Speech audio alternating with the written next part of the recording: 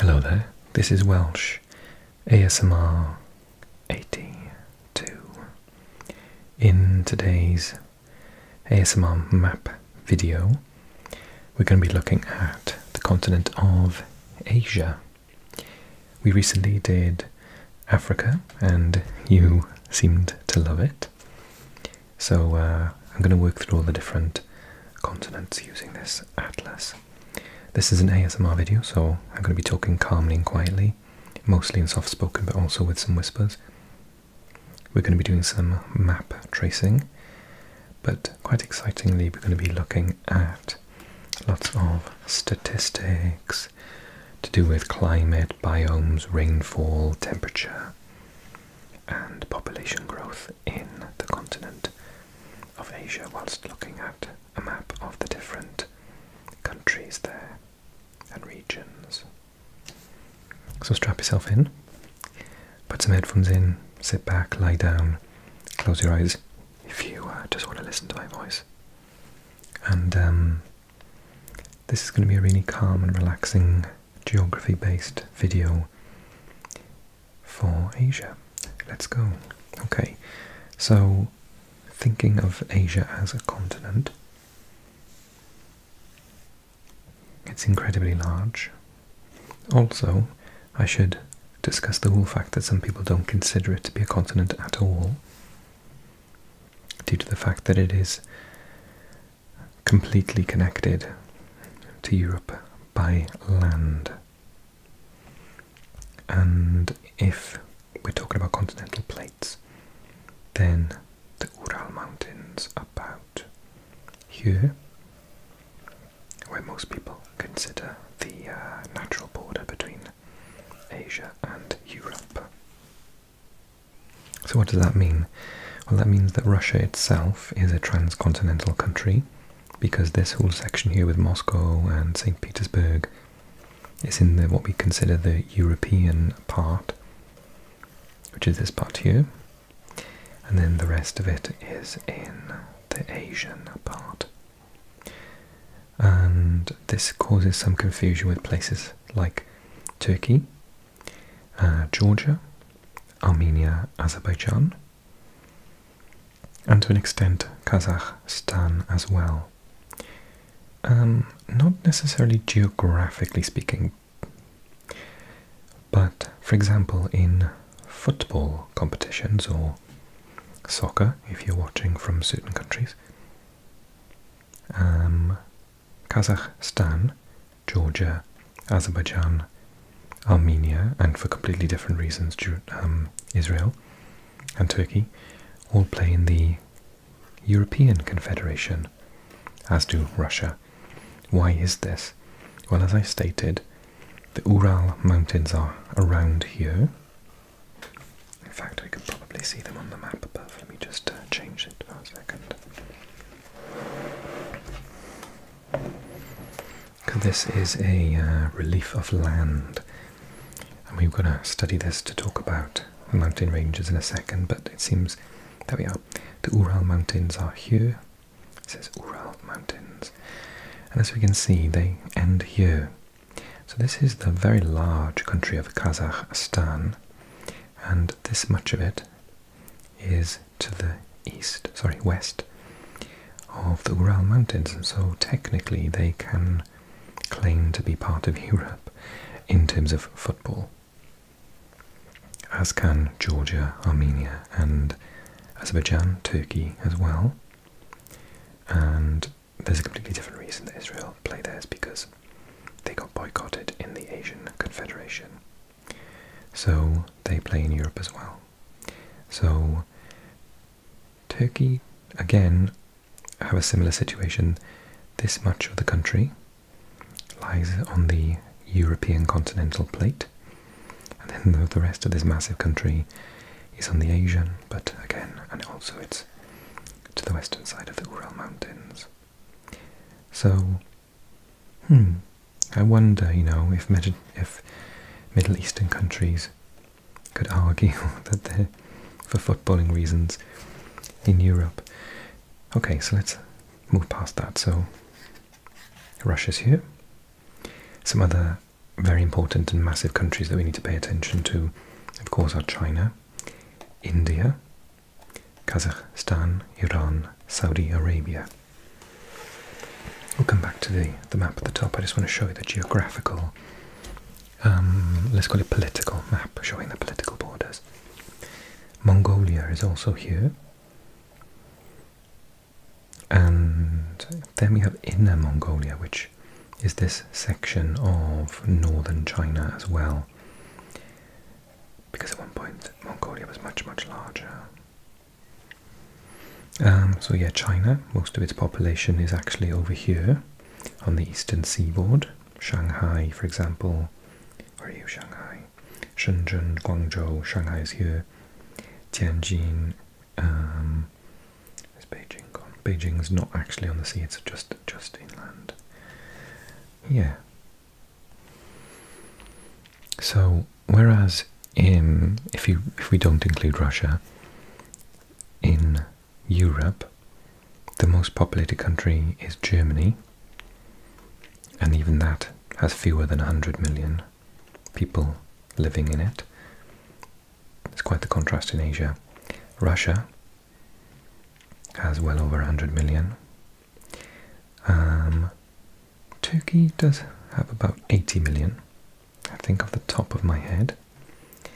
And then we've got China and India, which are both over 1 billion. Pakistan and Bangladesh both have massive populations, larger than any European country, as does Indonesia down here, which, and I did this on one of my channels on the community tab, it was a quiz. Indonesia, because it is a mostly Muslim country, apart from Bali, which I believe is Hindu, it actually is therefore, because it has such a large population, over 100 million, the most populated Muslim country in the world.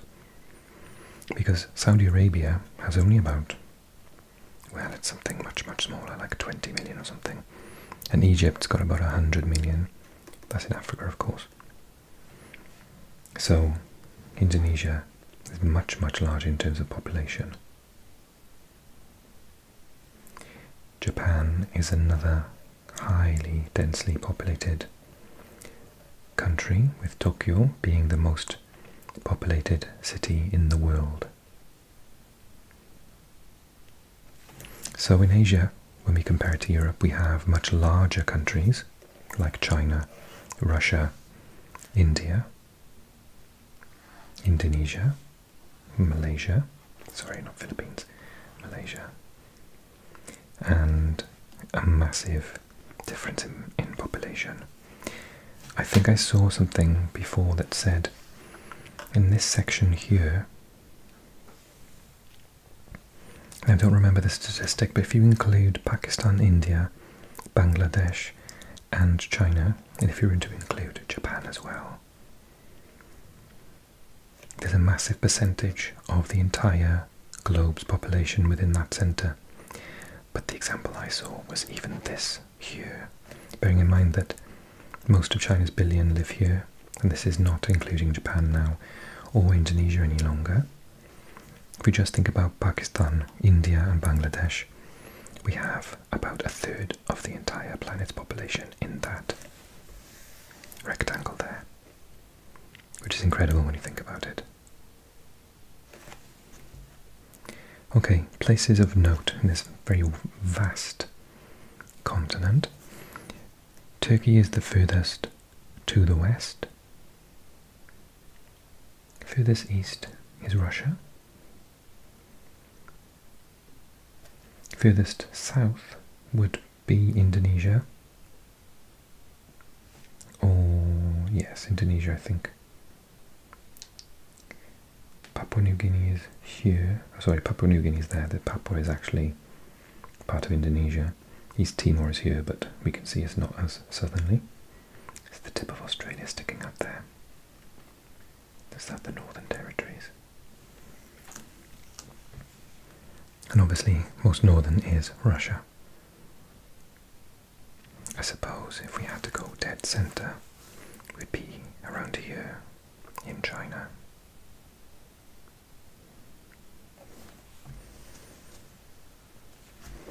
Let's look at this relief of land.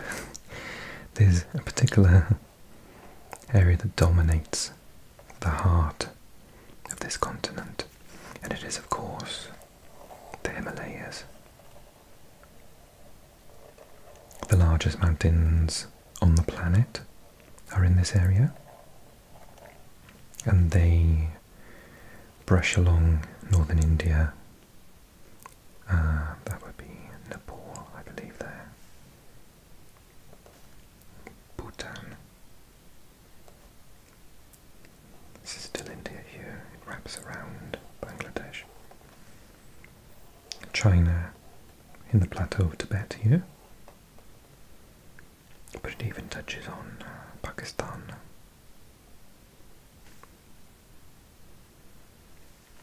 Tajikistan, Uzbekistan, Kyrgyzstan, Kazakhstan, in a wider sense as well. We can see Iran is very mountainous.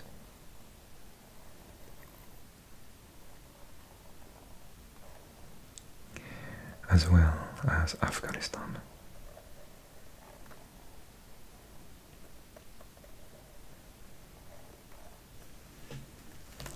And also some of you would be surprised to learn that Turkey and parts of Saudi Arabia, obviously there's a lot of desert here, but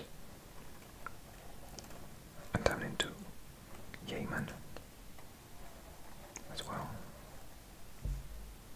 The Caucasus, which is a natural bridge between Russia and this area here, the Caucasus Mountains, Georgia, Azerbaijan, Armenia, is also very, very mountainous.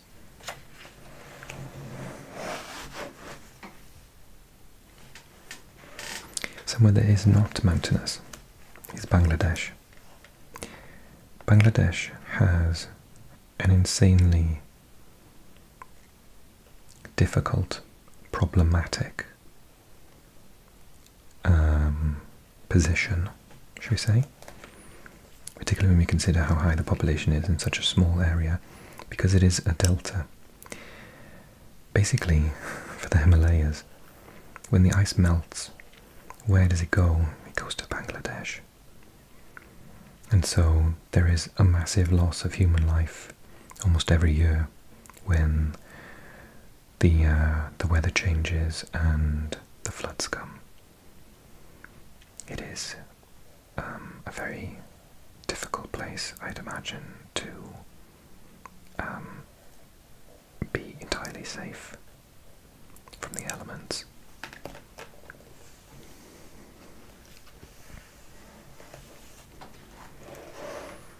Okay, shall we take a look? Actually, before we do, I just want to talk to you about this area, which is kind of not known that well. So all of the stans, so just to clarify, stan is the word in Persian for country. So Iran speaks Farsi or Persian. And they have always historically had a very large influence on the region due to the Persian Empire. And so a lot of these countries are suffixed with stan to show the country of the group of people. So Pakistan, the country of the Pakistani people. Afghanistan, Turkmenistan, Uzbekistan, Kazakhstan, Kyrgyzstan, Tajikistan. And I think India is called Hindustan in certain contexts as well. I know that in Persian, Greece is Unistan, so they just put stan at the end of words for countries' names.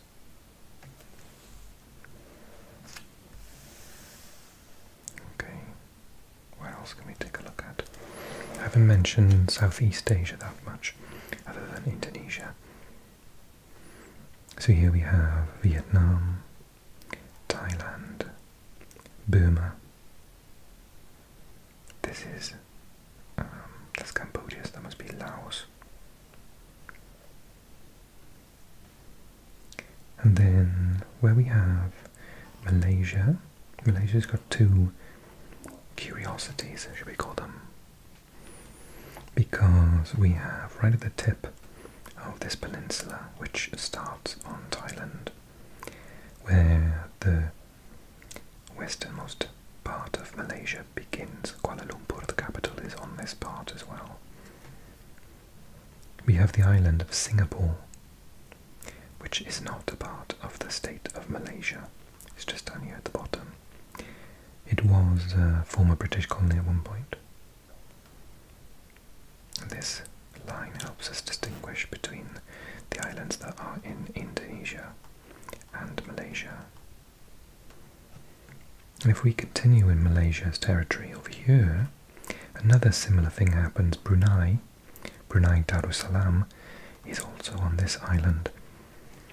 Sorry, it's not really, well, the island of Borneo, which is split into 3 countries. This line here clearly shows us Malaysia and Indonesia. Remember, the habitation and life on Borneo is, I can't remember the exact term, someone could put it in the comments for us. Something like, basically it's extremely full of new species and different species. I can't remember the exact term for that. Maybe I'll stop the video and look it up. I think I will actually. I can't find the term, but it's something like hyper-biodiverse. So it is basically one of the most biodiverse places on the entire planet, and is historically was mostly rainforest, but that is unfortunately being destroyed. It's almost like one of the lungs of our entire planet is here, and another in Brazil's Amazon. One of the oldest rainforests on the entire planet, over about 150 million years old. Like I was saying, Indonesia, Malaysia, and then Brunei is here. If you ever want to have a nerdy moment, look at Brunei's territory. It's weird, because there's an area on the coast, and then maybe I can find it on a page coming up. Oh no, I think I can see it here. Basically the 2 sections are completely separated, so you have to travel either by land through Malaysia to get to the second part of Brunei, or you have to travel by sea, because they're 2 almost isolated cutouts on the coastline of this Malaysian part of Borneo. And then we've got the Philippine Islands. So you can barely see the difference because they've coloured them weirdly, but these pinkish are different to the orange of Malaysia, and we can see a line there. So these are the Philippine Islands. Manila, the capital, is in the north part here.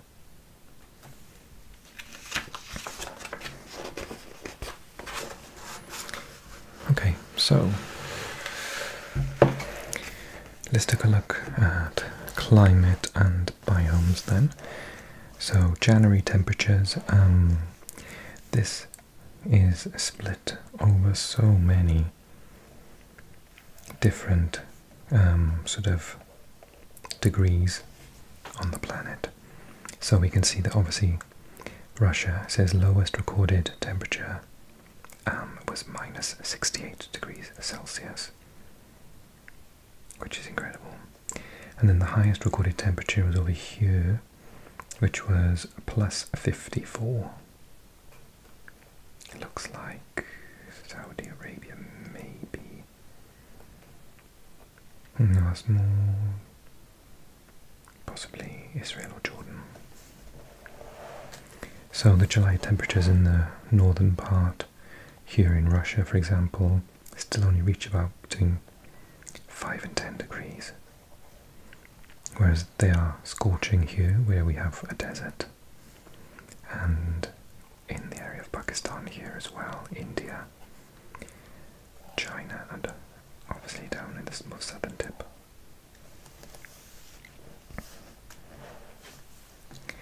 So Sri Lanka, this island here,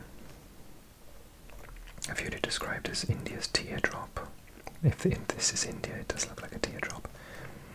26 degrees in January, 27 degrees in July, so it's pretty constant. I think that must be the equator, therefore.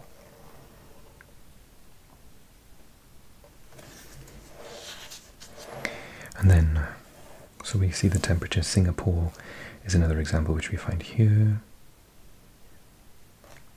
And Singapore's temperature is pretty constant all year round.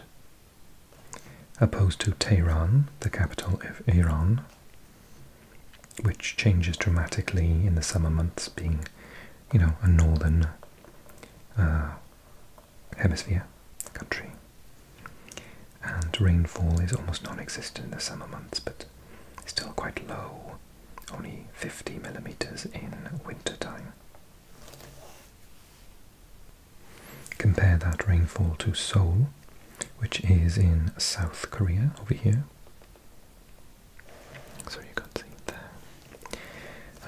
Which goes from -10 in January up to 30 degrees Celsius in about August. July, August. And being in this area of the world, Seoul has a rainy season, and this is displayed very clearly because in the winter months it is quite dry. However, in July the precipitation is almost off the chart, something like 350 millimeters of rain. In 1 month, Seoul gets more rain than some of these countries do in an entire year. Tehran, Kuwait, Krasnoyarsk, Ankara.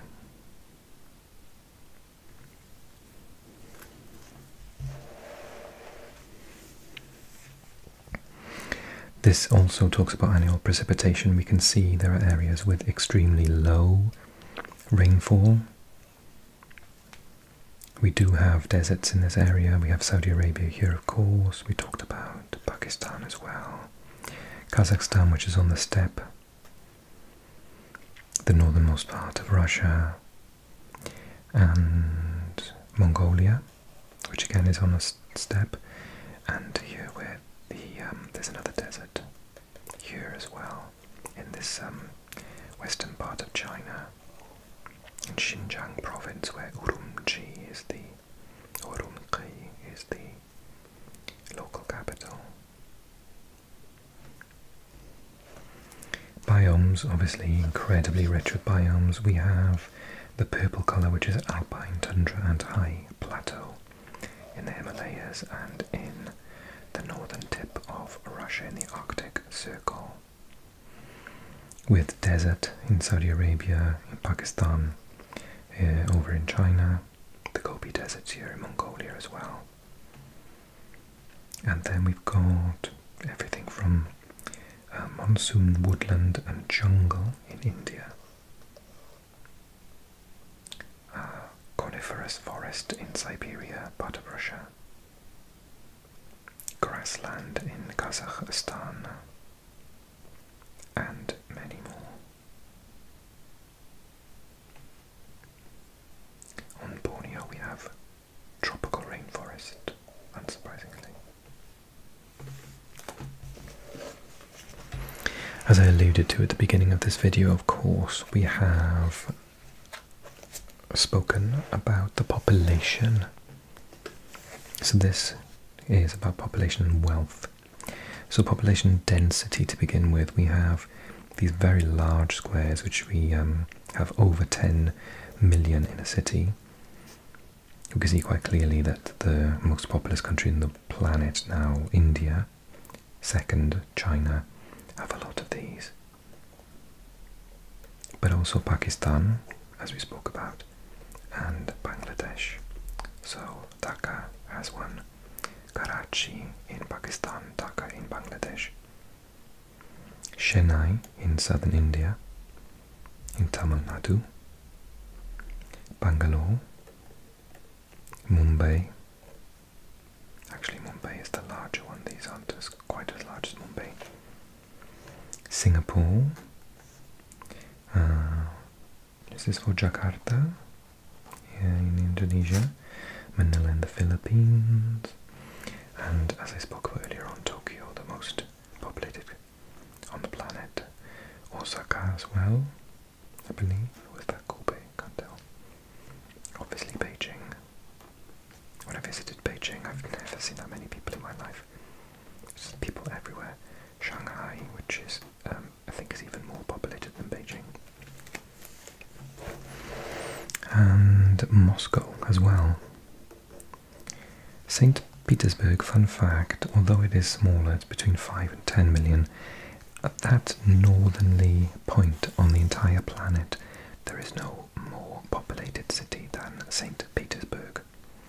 So if you find St. Petersburg and you look across the entire planet, no city that north has as large a population as St. Petersburg.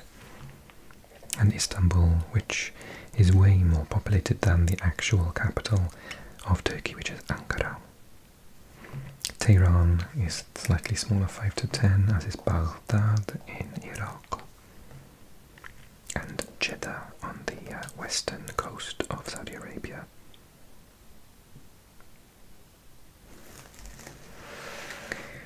And these charts show the population not only in green of men and in this pinky colour, fuchsia, of women, but also of their age limit. So 75 plus is the top one, and 0 to 4 years old is the bottom one on each. And this is interesting for many reasons. One principal reason it's interesting is because we can see things like India, with this interesting shape it's got, has an enormous amount of children. And this is why it's had such a population explosion with 120, so it's 1 billion to 200 million. They've said 120, no, 1,000 to 220 million, which is a billion. And you can see this is slightly old because it still has India smaller than China here, which has 1.3 billion, 1.2 billion, but India's overtaken, and this is the reason why. Birth rate is massive. It has slowed down in China. So we can see the chart here, 0, 2, 4, 6. So it's 5% of the population is of males are below 4 years old, and almost 5% of all females in India are less or have fewer than 4 years. Iran has a strange shape. This perhaps shows that there was a population increase which has then slowed down, because the age range that is the most, with 6% just over, is the 20 to 24 bracket, so it has a lot of people in the early 20s who are not having as many children compared to their previous generations. Bangladesh, similar to India in the sense that you can see a slight slowing though, because there are slightly fewer under 4s than there are 5 to 8, 9-year-olds. But China has a second problem, because for a while they tried to stop people having children by having a one-child rule, which has since been lifted because the population slowed. They now have more over 75s than they have in a long time. What does this mean? This means there are fewer people who are of a working age, and it means the state has to support them with pensions and healthcare. So this has become a little bit of a problem for China, and that's why they've lifted the ban on having one child, because we had a population explosion which has since slowed. And now actually there are fewer people because so 16, 15 to 19, people only start to work at this age, towards the end of this bracket, and stop, I'd imagine, in China about here. So these people at the bottom and these people at the top need a lot of governmental monetary support, and those in the middle are the only working individuals, and there are fewer of those, because when this bracket, and then a few years later this bracket, reach there, that's when the problem's going to happen, because there's a lot of people to support by, the government has to support them, and fewer people working.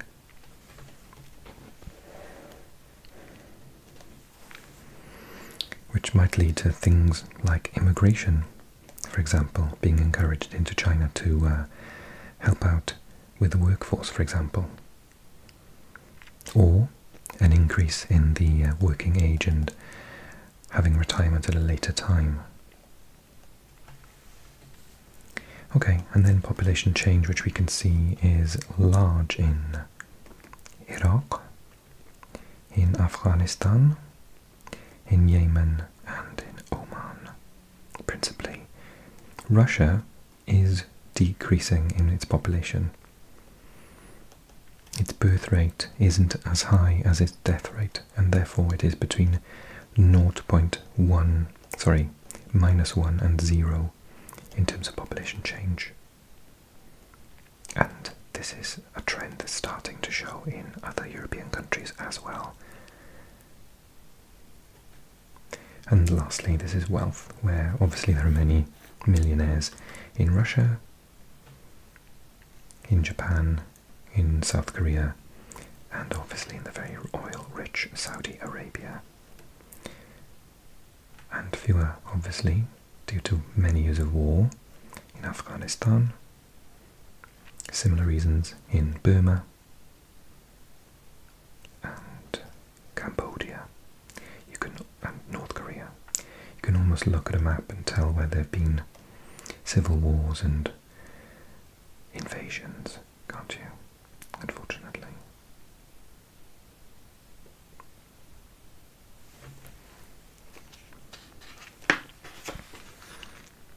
And there we go. I do hope you've enjoyed me rambling on. If you have enjoyed this video, why don't you stop for a second and click like? Write me a comment. Definitely correct any information you think I've got wrong. I'm not an oracle of knowledge. This is just me talking about what I think I know, not telling you definite truths. And if you are new to the channel, then why don't you click subscribe for videos like this every single week? And if you've been here every single week for a while and you love what I do, then look for information in the box below for joining us on Patreon for early access to these videos on this channel. And I'm planning on putting a couple of videos only on Patreon in the future, so look out for that as well. We do have also once a month a little ramble by me as well on Patreon to say thank you for signing up. And all tiers get the same perks, so just if you want to join up, pay as little or as much as you want, there's no problem whatsoever. Okay, so that's been Asia. This has been me. Thank you so much for watching. Like, comment, subscribe, join Patreon, sleep well, and I'll see you next time. If you want to put a little comment to tell me what should we do? Should we do North America, Oceania, or South America next? We've done Africa, we've done Asia, oh yeah, we haven't done Europe either, so Europe as well. Europe, North America, South America, or Oceania. You let me know, and I'll let you sleep.